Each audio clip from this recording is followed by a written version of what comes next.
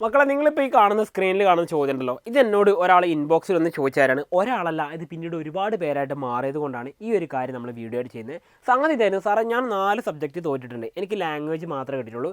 English ഞാനൊന്ന് ഫെയിലായിട്ട് വേറൊരു subject ഞാൻ പാസ്സായിട്ടുണ്ട്. അങ്ങനെ എനിക്ക് 4 സബ്ജക്റ്റ് ഫെയിലായി പോയി. ഇനി എനിക്ക് പഠിച്ചാൽ +2 ഫുൾ A+ കിട്ടും.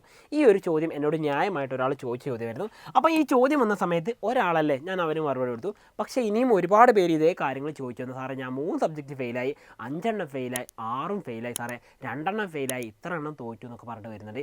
അപ്പോൾ നിങ്ങൾക്ക് വേണ്ടിയിട്ട് മാത്രമുള്ളതാണ് ഈ വീഡിയോ എന്ന് പറഞ്ഞത്. മക്കൾ മനസ്സിലാക്കാം, നിങ്ങൾ തോറ്റവരായിക്കോട്ടെ മാർക്ക് കുറഞ്ഞവരായിക്കോട്ടെ, നിങ്ങൾ ഫെയിൽഡ് ആണെങ്കിൽ പോലും നിങ്ങൾ മനസ്സിലാക്കാം, നിങ്ങളുടെ ഗ്രേഡ് തീരുമാനിക്കുന്നത് ആരല്ല, ഈ പറയുന്ന +1 മാർക്കാണോ? അല്ല. നിങ്ങളുടെ ഗ്രേഡ് കംപ്ലീറ്റ് +1 +2 ഈ 2 വർഷത്തെയും മാർക്ക് കൂട്ടിയിട്ടാണ് എന്ത് ചെയ്യുക, നിങ്ങളുടെ ഗ്രേഡ് തീരുമാനിക്കുക.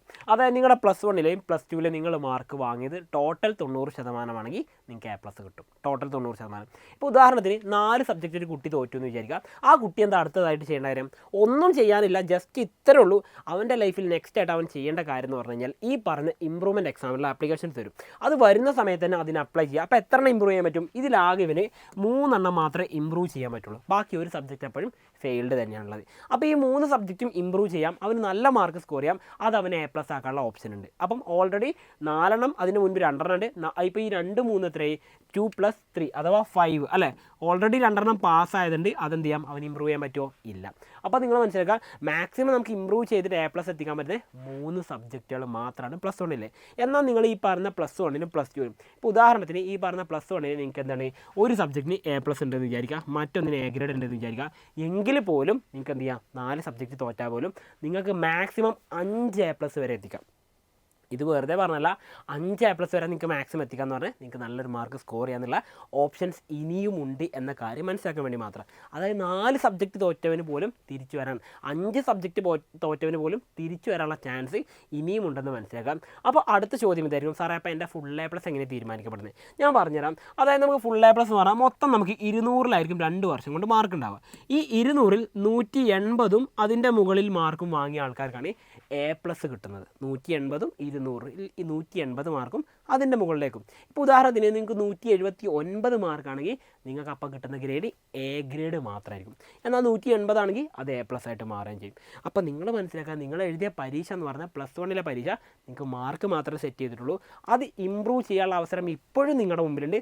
അപ്പോൾ അതിനെന്താ നിങ്ങൾ ചെയ്യേണ്ടത്? എളുപ്പ വഴി ഞാൻ പറഞ്ഞാൽ, ഈ പറഞ്ഞിരിക്കുന്ന ഇമ്പ്രൂവ്മെൻറ്റ് എക്സാം എഴുതണോ വേണ്ടതിലുള്ള ഡൗട്ട് നിങ്ങൾക്ക് വരുന്നുണ്ടെങ്കിൽ മക്കളെ, ഞാൻ ഒരു കാര്യം പറയാം.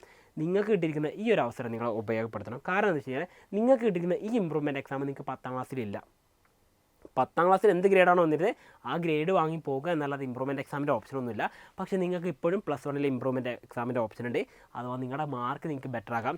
നിങ്ങളിപ്പോൾ കിട്ടിയിരിക്കുന്ന നിങ്ങൾക്ക് എല്ലാവർക്കും ഏകദേശം ഈ ഒരു അവസ്ഥയിലിരിക്കുന്ന നിങ്ങൾക്ക് നിങ്ങളുടെ +2 കഴിയുന്ന സമയത്ത് മക്കളെ ഏറ്റവും ഹാപ്പി ആയിട്ട് ചിരിച്ചുകൊണ്ട് പുറത്തിറങ്ങാനുള്ള ഏറ്റവും നല്ലൊരു അവസരമാണ് ഈ വന്നിരിക്കുന്ന ഇമ്പ്രൂവ്മെൻറ്റ് എക്സാം. അപ്പോൾ ഇമ്പ്രൂവ്മെൻറ്റ് എക്സാം എഴുതി കഴിഞ്ഞാൽ അത്രയും ബെറ്ററായിട്ട് നല്ല റിസൾട്ട് നിങ്ങൾക്ക് ഇമ്പ്രൂവ് ചെയ്യാൻ പറ്റും. അതെന്താ കാരണം എന്ന് വെച്ചാൽ ഞാൻ പറഞ്ഞുതരാം. ആ കാരണം കൃത്യമായിട്ട് ഒന്നാമത്തെ കാരണം ശ്രദ്ധിച്ചോ.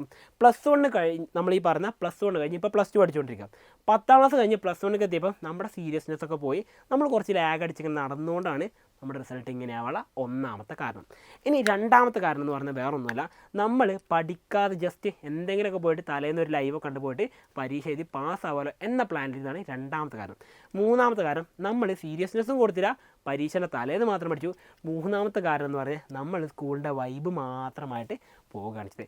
ഈ 3 കാരണങ്ങൾ കൊണ്ടോ, ഇനി 4ാമതായിട്ട് പറയുകയാണെങ്കിൽ മറ്റെന്തെങ്കിലും പേഴ്സണലോ ആരോഗ്യപരമായിട്ടോ സാഹചര്യങ്ങൾ കൊണ്ടോ തോറ്റുപോയവരോ മാർക്ക് കുറഞ്ഞ ആൾക്കാരായിരിക്കും കൂടുതൽ ആൾക്കാരും. അപ്പോൾ ഈ 4 സാഹചര്യങ്ങൾ കൊണ്ടാണ് നിങ്ങളുടെ മാർക്ക് കുറയാനുള്ള കാരണം. അപ്പോൾ അതൊന്നും ഇല്ലാതെ ഇമ്പ്രൂവ് ചെയ്യാനുള്ള ഏറ്റവും നല്ല അവസരം എന്നത് മാത്രമാണ് ഇപ്പോൾ കിട്ടിയിരിക്കുന്ന അവസരം എന്നുള്ളത് കാര്യം ഓർക്കുക.